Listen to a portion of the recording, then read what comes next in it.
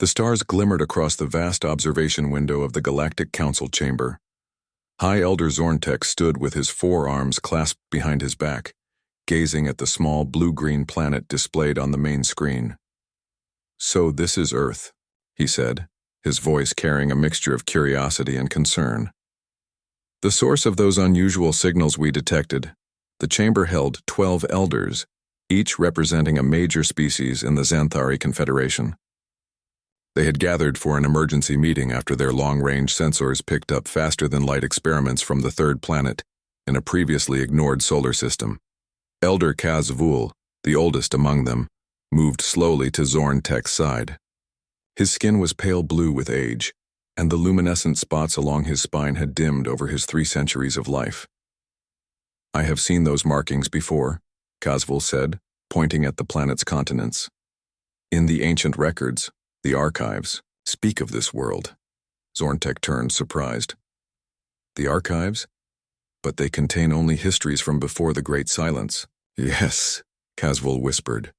"The humans were known to our ancestors, and they were feared." The council chamber fell silent. The Great Silence was a mysterious 5,000-year gap in their historical records, a time when many star systems fell, out of contact with each other.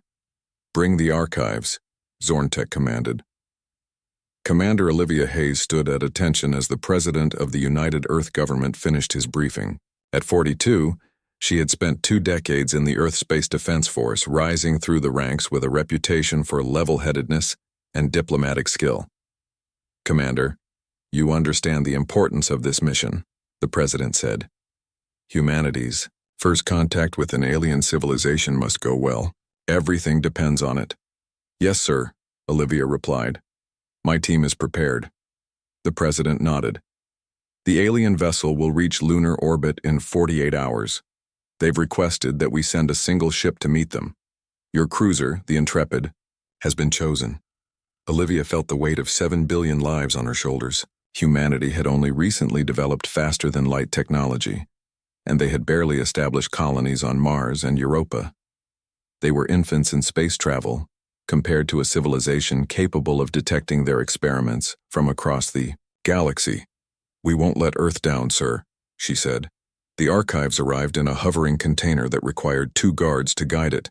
Inside was a crystal memory core dating back thousands of years. Kazvul placed his hand on its surface, and the crystal glowed in response to his touch. "Here," he said as ancient text and images appeared on the council chamber screens. "Humans, from Earth." The council members leaned forward, studying the information. The records were fragmentary, but they showed images of bipedal beings alongside text that used words like adaptive and relentless and unpredictable. "It seems our ancestors encountered them during the early Confederation period," Kazvul explained, "before the Great Silence." "And they considered them dangerous?" asked Zorntek. Kazvul's eyes narrowed as he read. "Not dangerous in the way of conquerors or warriors. Dangerous in their potential. Listen to this passage. Where other species accept natural limitations, humans see only challenges to overcome. What they cannot do today, they will achieve tomorrow. They do not understand the concept of impossible." One of the younger council members, Vexmar, laughed. "That sounds like praise, not warning." "Read further," Kazvul said gravely. "The records state, their rapid adaptability causes disruption wherever they go. Systems stable for millennia change within a single human generation. The elders warn if humans join the galactic community, nothing will remain as it was." Silence fell over the chamber again. "These records are ancient," Zorntek finally said. "Perhaps they exaggerate. All species advance and change. Not like humans," Kazvul insisted. "The records suggest they advance exponentially, not linearly. They solve problems in ways no other species conceive." Vexmar stood up. "With respect, Elder Kazvul, we cannot base our first contact policy on fragmented records from before the Great Silence. We should judge these humans as they are now." Most of the council nodded in agreement. Zorntek considered both perspectives. "We will proceed with contact, but cautiously. Vexmar, you will lead the diplomatic mission. Study these humans carefully, before we decide whether to invite them into the Confederation. Kazvul's spots flashed in alarm. You ignore the warnings of our ancestors? I acknowledge them, Zorntek replied. But I will not fear a species I have not yet met. The Intrepid moved slowly toward the massive alien vessel in lunar orbit. Captain Frank Miller sat beside Commander Hayes on the bridge, his hands steady on the controls despite his racing heart. All systems normal, he reported. Their ship is maintaining position. Olivia nodded.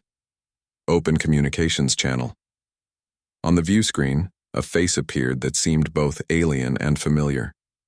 The being had a humanoid structure but with blue skin that shimmered slightly. 4 arms were visible and its eyes were large and completely black. I am Vexmar of the Xanthari Confederation, the alien said in perfect English. We come in peace and friendship. Olivia took a deep breath. I am Commander Olivia Hayes of Earth. We welcome you and offer our friendship in return. Frank watched the alien carefully. They learned our language awfully fast, he whispered. Dr. Samantha Collins, the ship's science officer, leaned forward from her station. Their technology must be centuries beyond ours, she said, her voice filled with excitement, rather than fear. Vexmar spoke again. Commander Hayes, we invite you and a small team to board our vessel for initial discussions. The Xanthari Confederation spans 3,000 star systems. We believe Earth may be ready to join our community of worlds. Excitement surged through the bridge crew. Olivia maintained her professional demeanor, but her heart raced at the possibilities. We would be honored, she replied. As the communication ended, Dr. Collins was already analyzing data from the alien ship.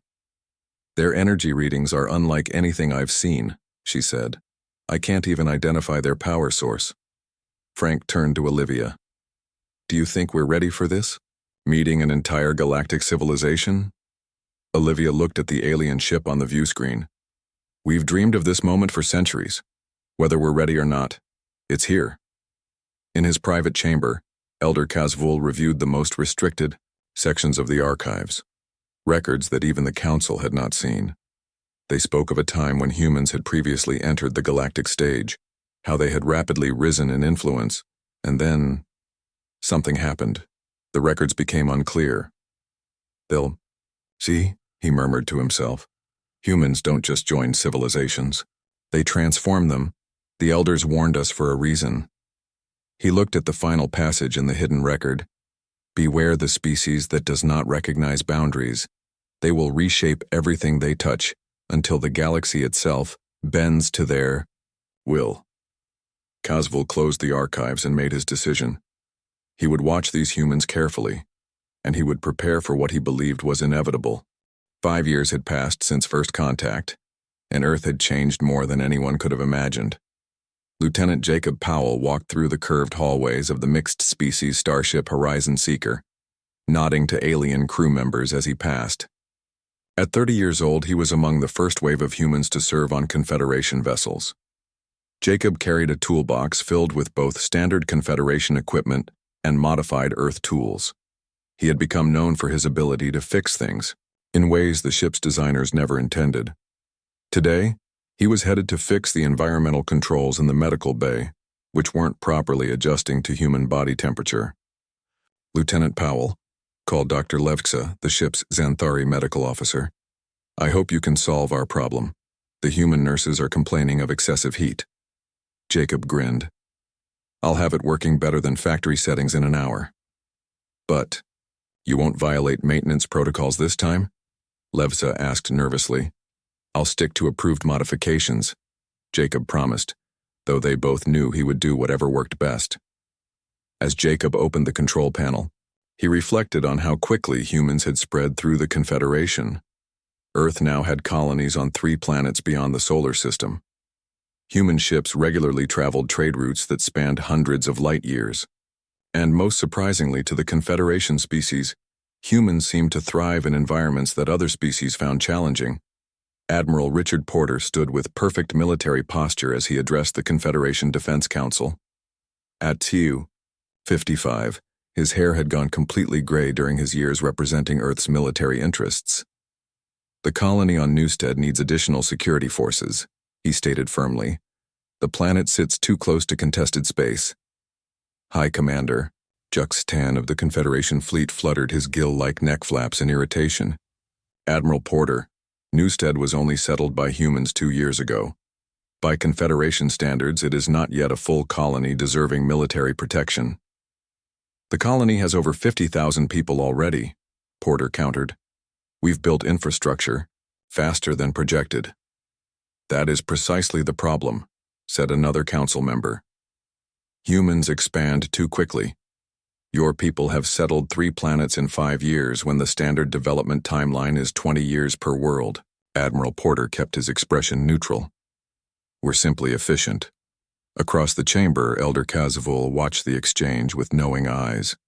The warnings in the ancient archives were proving accurate with each passing day. Humans didn't just join the Confederation, they were changing how it operated. The Council will consider your request, High Commander Juxtan said finally. But I must urge Earth to follow established colonization protocols. There are reasons for our methodical approach. Porter nodded respectfully, but everyone knew humans would continue moving at their own pace. Dr. Amanda Wright worked late in her lab on the human research station orbiting Newstead. At 38, she had already earned a reputation as one of Earth's leading experts on alien shield technology. Tonight, she was testing a new hybrid design that combined Xanthari energy principles with human materials science. Run simulation. 17, she told her assistant. The holographic display showed a shield bubble forming around a test object, then being hit by various weapons. The shield held stronger than any previous design. It's working, her assistant said, amazed. You've increased efficiency by 40%. Amanda smiled. The Xanthari never tried using titanium alloys in their energy matrix. They relied on traditional materials for centuries without questioning if something better existed. Will the Confederation adopt this design? Amanda sighed. They'll want years of testing first, but Earth ships will have them installed within months. This was the growing reality of human integration into the Confederation. While officially following alien protocols, Earth quietly developed its own improvements and used them when necessary. The Confederation's glacial pace of change was simply too slow for human innovation. Vexmar, now the senior diplomatic liaison to Earth, sat across from Commander Olivia Hayes in her office at the newly built Earth Embassy on the Confederation, capital world. Over the past 5 years, they had developed a genuine friendship despite their differences. Your request for expanded mining rights in the Centauri sector will face opposition, Vexmar warned. Olivia leaned back in her chair. Earth needs those resources to continue our growth. That's exactly what concerns the Council. Your rate of expansion is unprecedented. Is that really such a bad thing? Olivia asked. Earth's innovations have benefited the entire Confederation. Our medical techniques have been adopted by 12 species. Vexmar's 4 hands gestured in the complex pattern that indicated troubled thoughts. Olivia, you don't understand. The Confederation has maintained stability for 8,000 years by carefully managing change. Humans introduce more changes in a decade than most species do in centuries. Olivia was about to respond when an emergency alert sounded. They both looked at the display screen on the wall as it activated automatically. Attack reported at Research Outpost Delta 7, the announcement stated. All diplomatic personnel on alert. Olivia's face paled. That's a human outpost. Not just human, Vexmar said grimly. It's a joint research facility with Xanthari scientists. The Draxian warship pulled away from the burning research station, its captain pleased with the destruction. The Draxian Empire had watched the Confederation grow stronger with human innovation, and they did not like it. This raid would send a message. Were there survivors? Asked First Officer Kalar. None, the captain replied. The humans and their Xanthari allies were caught completely unprepared. As the ship entered faster-than-light travel, the captain failed to notice a small escape pod drifting amid the debris. Its power system shut down to avoid detection. Inside the pod, Captain Frank Miller held a pressure bandage against the wound of a young Xanthari scientist. 3 other survivors, 2 human and 1 Xanthari, huddled in the cramped space. "Will they come back?" whispered one of the humans. Frank shook his head. "They think everyone's dead, and that's an advantage." He pulled out a small communications device he had modified. "Once they're completely gone, we'll send a message the Draxians won't be able to intercept." The Xanthari scientist looked at Frank's improvised device with surprise. "How did you create that from emergency supplies?" Frank managed a grim smile. "Humans are good at making something from nothing when our backs are against the wall." The council chamber, Elder Casvul met privately with 3 other elders who shared his concerns about humanity. "The Draxian attack changes everything," said Elder Tolvek. "The humans will demand retaliation." Casvul nodded solemnly. "And they won't wait for Confederation approval to act. This is the beginning of exactly what the archives warned about. Humans don't just adapt to the galaxy, they force the galaxy to adapt to them. Should we try to restrict them?" asked another elder. "It's already too late," Casvul replied. "The pattern is set. The humans are integrated into too many aspects of Confederation life." He gazed out at the stars. "We can only watch now, and prepare for the storm that is coming." As if to confirm his words, an emergency message arrived. The supposedly destroyed research station had survivors, and they had provided detailed information about the Draxian attackers. Admiral Porter was already assembling a response fleet. Without waiting for Confederation authorization, the change the elders feared had begun.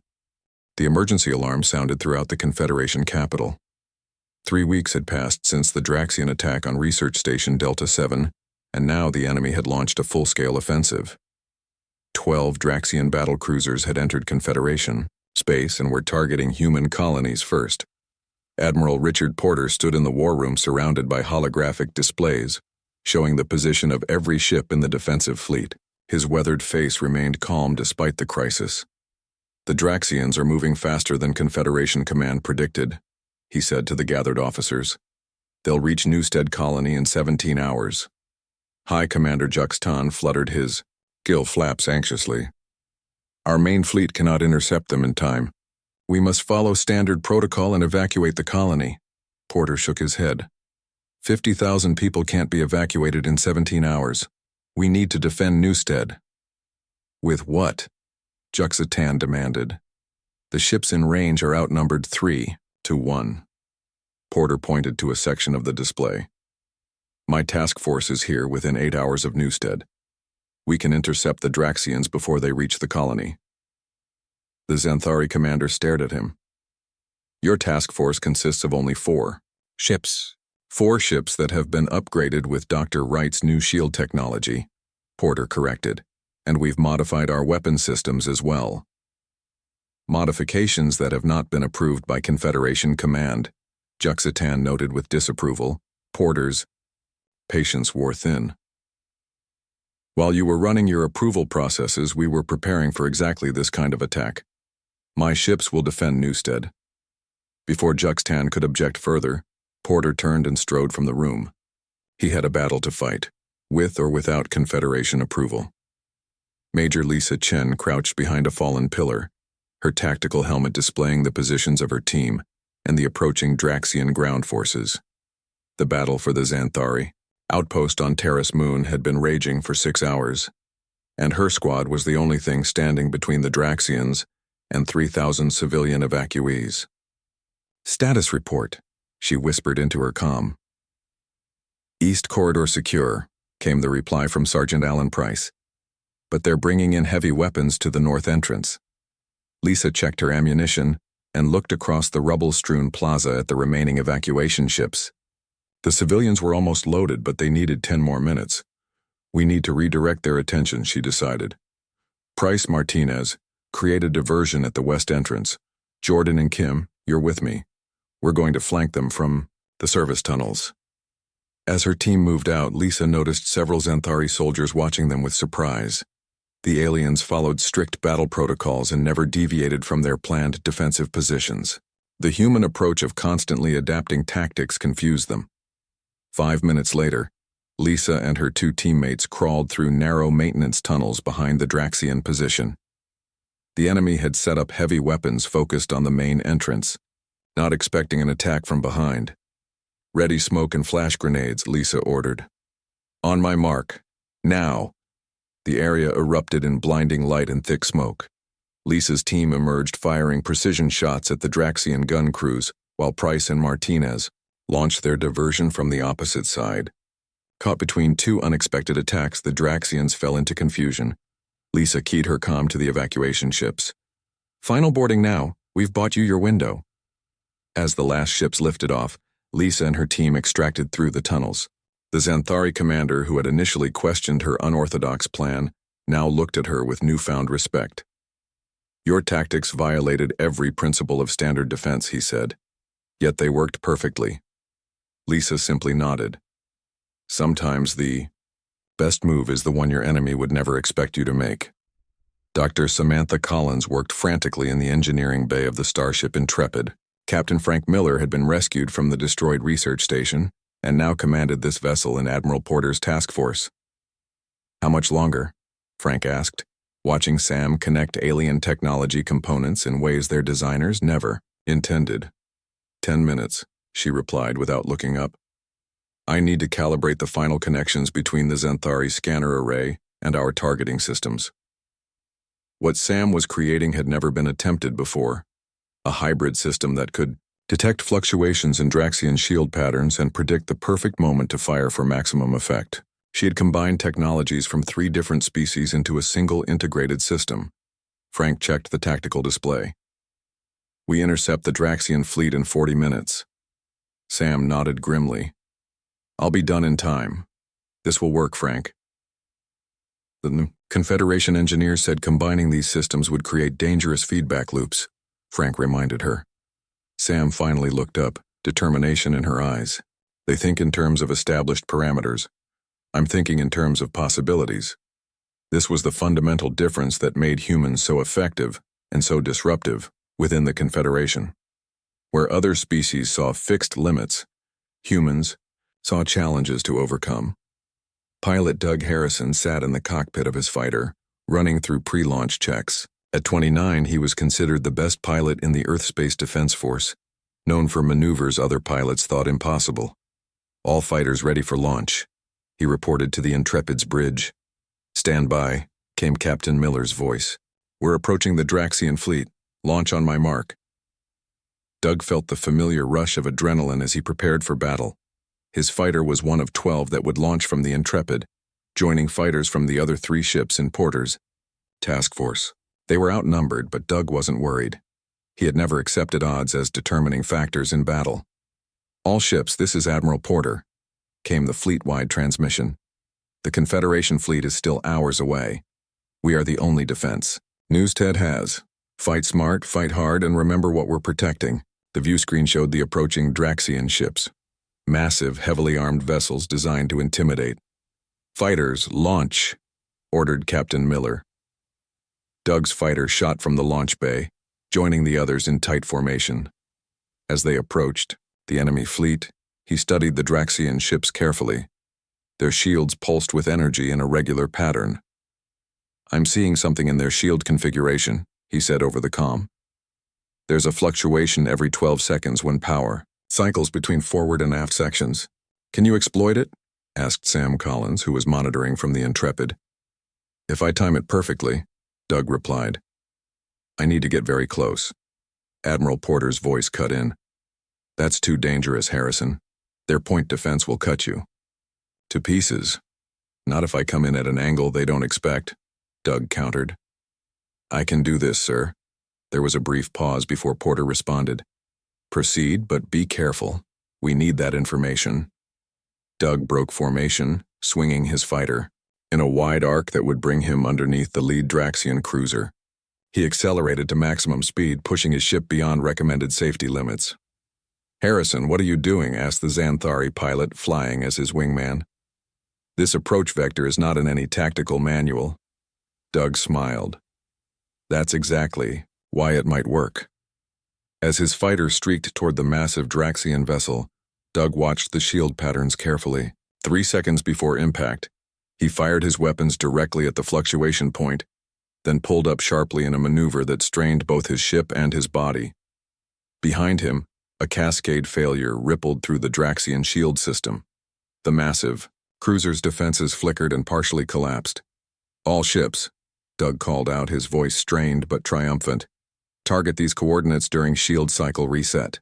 They're vulnerable for approximately 2 seconds. Admiral Porter immediately ordered the attack. The 4 human ships, though smaller than their opponents, concentrated fire on the weak points Doug had discovered. Elder Casvul watched the battle, reports with growing concern. Once again, humans had found a way to overcome seemingly impossible odds. The ancient warnings echoed in his mind. They do not recognize limitations. The battle for Newstead had only just begun, but the pattern was clear. Humanity would reshape warfare just as they had reshaped everything else they touched in the Confederation. The battle for Newstead had ended in victory, but at great cost. 2 of Admiral Porter's 4 ships were severely damaged, though all had survived. 8 Draxian vessels had been destroyed, with the remaining 4 retreating to regroup. Now, 3 weeks later, the full Confederation fleet had finally arrived to secure the system. Admiral Porter stood by the window in the Newstead colony's main administrative building, watching Confederation ships move into defensive positions. His reflection showed a tired man with new lines etched into his face. Commander Olivia Hayes entered the room, bringing reports from Earth Command. "Earth is sending reinforcements," she said. 6 more ships will arrive within the week. Porter nodded. "The Draxians will be back, and in greater numbers. This was just their first wave. The Confederation Council wants to discuss our unauthorized modifications to our ships," Olivia said with a hint of frustration. "They're concerned about our weapon systems." Porter turned from the window. "Those modifications saved this colony, and thousands of lives. If we had waited for Confederation approval, we'd still be filling out request forms while Newstead burned." Olivia understood his anger. The Confederation's slow, methodical approach to warfare was proving dangerously inadequate against the Draxian threat. But as Earth's diplomatic representative, she had to navigate the complex politics. "I'll handle the council," she assured him. "You focus on the next battle." As she left, Porter returned his gaze to the stars. The Draxians had specifically targeted human colonies first. They recognized what some in the Confederation still denied: humanity was changing the balance of power in the galaxy. Dr. Samantha Collins walked with Lieutenant Jacob Powell through the research facility on the Confederation capital world. They had been summoned to present their technological innovations to the Science Council. "They won't like what we've done," Jacob warned, carrying holographic models of their hybrid systems. Sam smiled. "They don't have to like it. They just have to see that it works." They entered a large circular chamber where 12 alien scientists sat in tiered seating. Most were Xanthari, but several other Confederation species were represented. All looked at the humans with expressions ranging from curiosity to open disapproval. "Dr. Collins, Lieutenant Powell," began the head scientist, a Xanthari named Rilnek. "We understand you have created unauthorized technological integrations during the Newstead defense." Sam stepped forward. "We combined Xanthari scanning systems with Volran energy modulators and human targeting algorithms to create a more effective defense against Draxian shields." She activated the holographic model, showing how the 3 technologies work together in ways their original designers never intended. "This integration violates 15 separate technological protocols," said another council member. "These systems were never designed to work together." "But they do work together," Jacob replied. "And they work better than any single system alone." Rilnek studied the hologram carefully.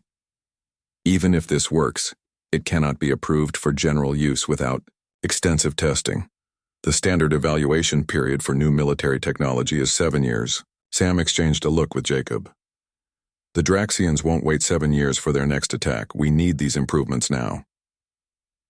"That is not how the Confederation operates," Rilnek stated firmly. "Protocols exist for good reasons. Untested technologies can have unexpected consequences. With respect, Sam said, her patience wearing thin. "While you run your tests, colonies will fall. We've already proven these systems work in actual combat." The council members murmured among themselves. One older scientist spoke up. "Perhaps we could accelerate the testing process. 3 years instead of 7. Jacob shook his head. 3 months would still be too long. The tension in the room grew palpable. This was the fundamental disconnect between humans and the Confederation.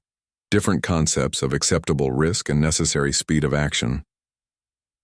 As they left the chamber hours later, their innovations still unapproved, Sam made a decision. "We're going ahead with the full integration program on all Earth ships," she told Jacob. "Without Confederation approval?" he asked, though he already knew the answer.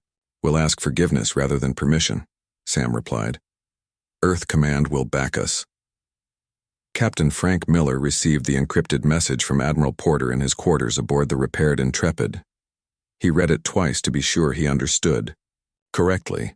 "Earth Command has authorized independent action," the message stated.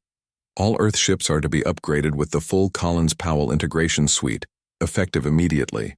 Prepare for coordinated strike against Draxian staging area in the Vorlon system." Frank understood what this meant. For the first time since joining the Confederation, Earth was taking military action without waiting for approval from the Galactic Council. It was a dangerous precedent, but perhaps a necessary one. His communications officer called from the bridge.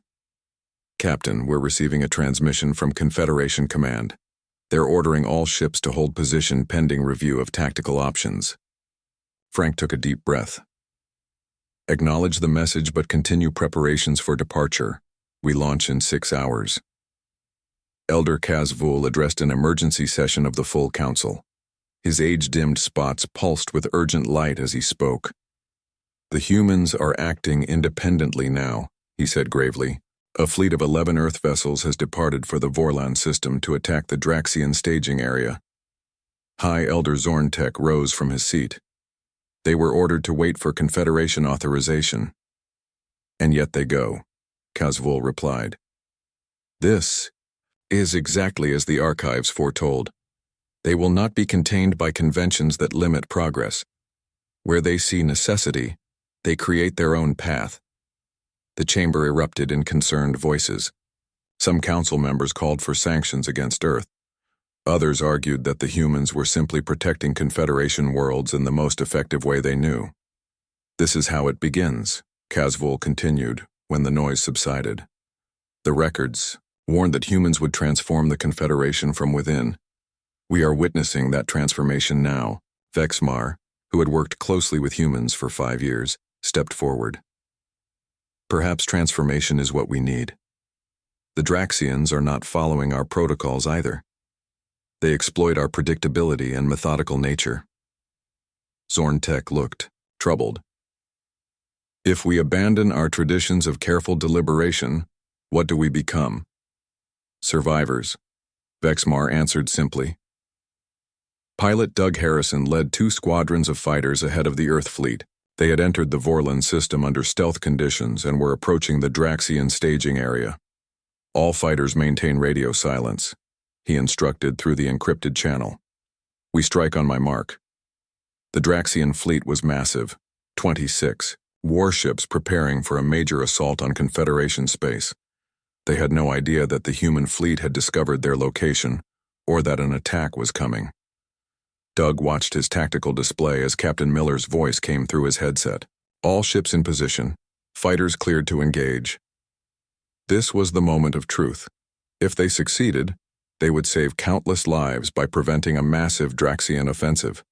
If they failed, Earth would face serious consequences from the Confederation for unauthorized military action. Doug pushed such thoughts aside and focused on the mission. "All fighters, attack pattern Sigma. Target their shield generators first." As the human fighters swept toward the unprepared Draxian fleet, Doug felt a strange sense of destiny. Humanity had always pushed boundaries, always sought new horizons. Now they were doing the same thing on a galactic scale. Behind the fighter, squadrons, 11 Earthships moved into attack position. their hybrid weapon systems powered up, ready to deliver a blow the Draxians would never expect. Captain Miller gave the final order. All ships, commence attack. The battle that would change the Confederation forever had begun. News of the human victory in the Vorlon system spread rapidly throughout the Confederation. The Earth fleet had destroyed 17 Draxian warships and forced the others to retreat, preventing a massive offensive against Confederation worlds. But the political fallout was immediate and severe. Commander Olivia Hayes stood before the full Galactic Council, facing their judgment for Earth's unauthorized military action. High Elder Zorn-Tech spoke with carefully measured words. Commander Hayes, while we acknowledge the tactical success of Admiral Porter's operation, Earth has violated the most basic principles of the Confederation. All military actions must be approved by this council. Olivia met his gaze steadily. With respect, High Elder, the Draxian fleet would have launched their attack before your deliberations concluded. Millions of lives were at stake.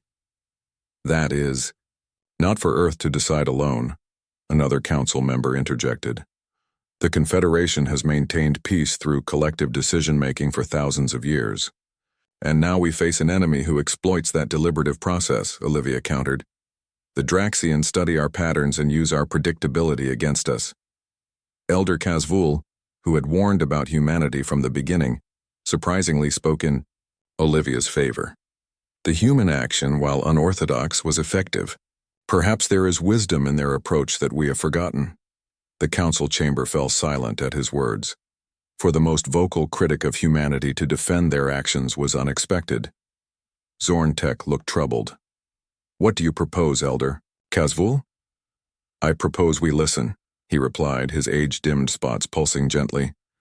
The archives warned that humans would transform us. Perhaps that transformation is necessary for our survival. Dr. Samantha Collins worked with Admiral Porter aboard his flagship as the Earth fleet returned from Vorlon. Despite their victory, the mood was somber. They had saved countless lives but potentially damaged Earth's relationship with the Confederation. Beyond repair. The Draxians are regrouping, Sam reported, studying the long-range sensor data. Our attack delayed their plans but didn't stop them completely. Porter nodded grimly. And now we face censure from the Confederation at the very moment we need unity. Sam's attention was drawn to her data screen. Admiral, look at this. I'm detecting unusual energy signatures from multiple systems along the Confederation border. Porter examined the readings. These are consistent with Draxian stealth technology. They're positioning for a new attack. Sam ran additional scans. Their formation suggests they're targeting the Confederation capital itself. Porter's expression hardened. They're exploiting the political disorder our actions have caused. With the Council divided over how to respond to us, they see an opportunity to strike at the heart of the Confederation. We have to warn them, Sam said urgently. They might not believe us, Porter replied. They'll think it's a ploy to justify our previous actions. Sam looked up from her screens. We have to try. Captain Frank Miller stood on the bridge of the Intrepid, watching as the combined human fleet approached the Confederation capital system. Their arrival had not been welcomed. A defensive screen of Confederation ships moved to intercept them. They formed a blockade, his tactical officer reported. They're ordering us to halt and prepare for boarding. Frank opened a channel to Admiral Porter's ship. Admiral, they're not going to let us reach the capital. They don't believe our warning. Hold position, Porter ordered. Commander Hayes is addressing the council now. We need to give diplomacy one more chance. As they waited, the tactical officer called out urgently, Captain, multiple Draxian signatures appearing behind the Confederation fleet. Frank watched in horror as over 30 Draxian warships emerged from stealth, positioned perfectly to strike, at both the Confederation fleet and the capital itself. The Confederation ships have their backs to the Draxians, Frank realized. They're completely exposed. Admiral Porter's voice came through clear and decisive. All Earth ships move to engage. Protect the Confederation fleet at all costs, on Niu. The Confederation capital, Elder Kazavul, rushed into the council chamber where Olivia Hayes was still pleading her case. The emergency alarms had just begun to sound. The Draxians are here, he announced. They've brought their main fleet against us. High Elder Zorntek turned to the tactical displays as they showed the dire situation. The Confederation's defensive fleet was out of position, focused on the human ships rather than outward defense. We're vulnerable, Zorntek said, his voice strained. Our ships cannot reposition in time. Olivia stepped forward. The Earth fleet is moving to engage the Draxians. Let them help. Zorntek hesitated only briefly before making his decision. Send the order. All Confederation ships to coordinate with Earth vessels. As the combined forces engaged the Draxian attackers, Kazvul moved to Olivia's side. This is what the archives truly meant, he said quietly. Not that humans would destroy us, but that they would fundamentally change who we are. Pilot Doug Harrison led his fighter squadron through the chaos of the battle. The Draxians had expected to face only the methodical, predictable tactics of the Confederation fleet. Instead, they found themselves fighting alongside the unpredictable humans. Form up on me, Doug called to his pilots. We're going to punch a hole through their center formation. A Xanthari fighter squadron joined them, their commander speaking over the shared channel. We will follow your lead, Harrison. Show us your human way of fighting. Doug felt a moment of pride as the combined fighter groups moved as one against the Draxian center. Across the battlefield, other Confederation pilots were taking cues from their human counterparts, adopting more flexible tactics. The battle raged for hours, but the outcome became increasingly clear. The Draxians had counted on division between humans and the Confederation. Instead, they found a new kind of unity, one that combined Confederation discipline with human adaptability. 1 month after the Battle of the Confederation capital, Commander Olivia Hayes stood again before the council, but this time as an honored guest. High Elder Zorntek addressed the assembled representatives from all Confederation worlds. The victory against the Draxian Empire marks a turning point in our history, he said solemnly. We have long valued stability and tradition above all else. But the humans have shown us that adaptation and change are necessary for survival. He turned to Olivia. In recognition of humanity's contribution to the Confederation, this council unanimously votes to offer Earth a full seat on the council. The first new member in 2,000 years. Applause filled the chamber as Olivia stepped forward to accept. As she did, her gaze met Elder Kazavul's across the room. The ancient alien nodded slightly, acknowledging what they both understood. The warning in the archives had been fulfilled. Humans had indeed transformed the Confederation forever. But perhaps the elders who left those warnings had not foreseen that this transformation would be the very thing that saved them all. Later, as celebrations continued across the capital, Admiral Porter found Kazavul watching the stars from an observation deck. You knew all along what would happen, Porter said. Kazavul's spots pulsed gently. I knew humans would change us. I did not know if that change would be for better or worse. And now? Porter asked. Now I understand why the ancient records were both warning and prophecy, the elder replied. The elders warned, humans are unstoppable, and indeed you are. But perhaps that is exactly what the galaxy needed. As they stood together, human and alien ships from both fleets moved in formation above the capital, no longer separate forces but parts of a greater whole. The transformation had only just begun.